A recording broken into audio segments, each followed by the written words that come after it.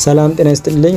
እንኳን ወደ ኦርቶዶክስን እንወቃት ዩቲዩብ ቻናል በሰላም መጣችሁ። በባለፈው ቪዲዮአችን እንግዲህ የቤተ ክርስቲያንን ባህሪያት ተመልክተን ነበረ። ዛሬ የቤተ ክርስቲያን ታሪክ ምንጮችና የቤተ ክርስቲያን ታሪክ መማር ለምን ይጠቅማል በሚል ሁለት ርዕሶች የምንነጋገር ይሆናል ማለት ነው። የቤተ ክርስቲያን ታሪክ ስናጠና በመረጃ ምንጭነት የሚያገለግሉ መጻሕፍቶች አሉ። ከዛ ውስጥ እንግዲህ የመጀመሪያው የብሉይ ኪዳን መጻሕፍት ነው። በሁለተኛ ደረጃ የሐዲስ ኪዳን መጻሕፍትን እንጠቀማለን። ሶስተኛ በየጊዜው የተደረጉት የቤተ ክርስቲያን ጉባኤዎችና ውሳኔዎቻቸው።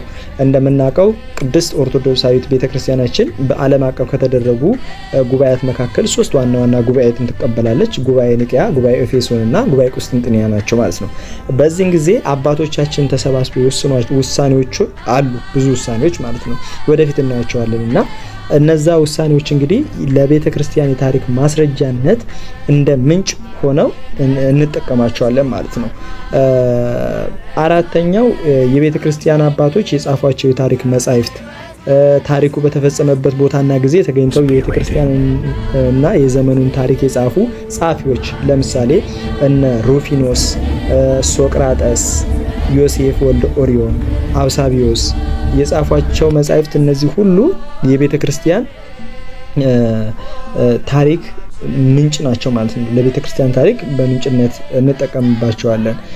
አምስተኛው በየጊዜው የሚገኙት የክርስቲያኖች መቃብራት፣ መቅደሶች፣ ስዕላት፣ ገንዘቦች፣ የድንጋይ ላይና የብራና ጽሑፎች፣ የአርኪኦሎጂ ጥናት ግኝቶች ወዘተ እነዚህ ለአስረጅነት ይጠቀማሉ ማለት ነው። ለአስረጅነት የምንጠቀማቸው። ስድስተኛ መንፈሳዊያን ሆኑ ዓለማዊያን ነገስታት በቤተ ክርስቲያን ላይ የደነገጓቸው ልዩ ልዩ ህግጋት እነዚህ ሁሉ የቤተ ክርስቲያን ታሪኮቿ ናቸው። ማለትም ለቤተ ክርስቲያን ያደረጉላት ብዙ ቅዱሳን አባቶች አሉ። ያደረጉባት ደግሞ አላውያን ነገስታት አሉ። ያደረጉባት ስንል ቤተ ክርስቲያንን ያሳደዱ ክርስቲያኖችን ሲፈጁ የነበሩ ዘመነ ሰማዕታትን ማንሳት ይቻላል። ወደፊት በሰፊው የምናየው ቢሆንም እነዚህን ሁሉ ነገሮች እንግዲህ ለቤተ ክርስቲያን ምኖቿ ናቸው ማለት ነው፣ ታሪኮቿ ናቸው። እንደ ታሪክ ምንጭነት የምንጠቀማቸው እንግዲህ እነዚህ ሁሉ የታሪክ ምንጮቿ ናቸው ለቤተ ክርስቲያን ማለት ነው። ታሪክ ምንጮቿ አድርገን የምንጠቀማቸው እንግዲህ የቤተ ክርስቲያን ታሪክ ስንል እነዚህን ነገሮች እንገነዘባለን ወይም እናያለን ማለት ነው። ሌላኛው የቤተ ክርስቲያን ታሪክ መማር ለምን ይጠቅማል የሚለው እንግዲህ ታሪክ መማር በራሱ ለምን ይጠቅማል የሚለው መጀመሪያ ማንሳት ያስፈልጋል አይደለ? ታሪክ ካለፈው ለመማር ነው፣ ለሚመጣው ደግሞ ለመዘጋጀት ነው እና የቤተ ክርስቲያንን ታሪክ መማርም በሰው ልጅ አእምሮ የሚፈጥረውን ከየት መጣሁ የሚለውን ጥያቄ ለመመለስና የማወቅ ጉጉቱንም ለማሟላት ነው። ይህን ካላደረግን አንድ ሰው የቤተ ክርስቲያንን ታሪክ በደንብ ካልተረዳ የመጽሐፍ ቅዱስን ታሪኩን በመጽሐፍ ቅዱስ ያለውን ታሪክ በደንብ ካልተረዳ ከየት መጣው ጥያቄ ካልተመለሰለት በቃ ሰው ሁሉ እግዚአብሔር የለሽ ነው የሚሆነው ማለት ነው። ስለዚህ ይህንን ነገር ለመመለስ ደግሞ ታሪክ በጣም ትልቅ የሆነ ጠቀሜታ አለው ማለት ነው፣ ያንን ነገር በማሟላት ረገድ።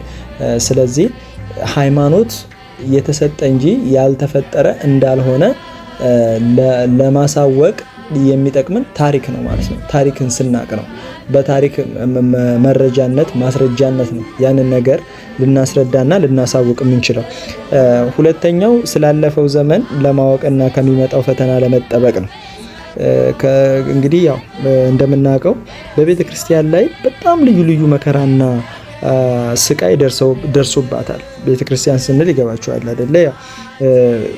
እያንዳንዱ ክርስቲያን እንግዲህ በእያንዳንዱ በማህበራቸው ላይ በግለሰብ እንግዲህ በህንፃው ቤተ ክርስቲያን ላይ በሁሉም ላይ ባሉት በሶስቱም ቤተ ክርስቲያን ላይ የተለያየ ፈተና ሲደርስባቸው እየደረሰባቸውም እንዳለ የምንገነዘበው ነገር ነውና ስላለፈው ዘመን በደንብ አውቀን ምን መከራ እንደደረሰባቸው ከሚመጣውን ፈተና ለመጠበቅ ነው እንግዲህ እግዚአብሔር ሁላችንም የሚጠብቀን እና ይህ ሁለተኛው የታሪክ መማራችን ጥቅሙ ነው ማለት ነው። ሶስተኛ ለኛ ሲል ራሱን ለመስቀል አሳልፎ የሰጠልን ጌታችንን መድኃኒታችን ኢየሱስ ክርስቶስን የቤዛነት ስራ እንደምን ተፈጸመ ብለን ይህንን በሚገባ ማስታወስ የምንችለውና ፍቅሩንም የምንረዳው የቤተ ክርስቲያንን ታሪክ ስናውቅ ነው።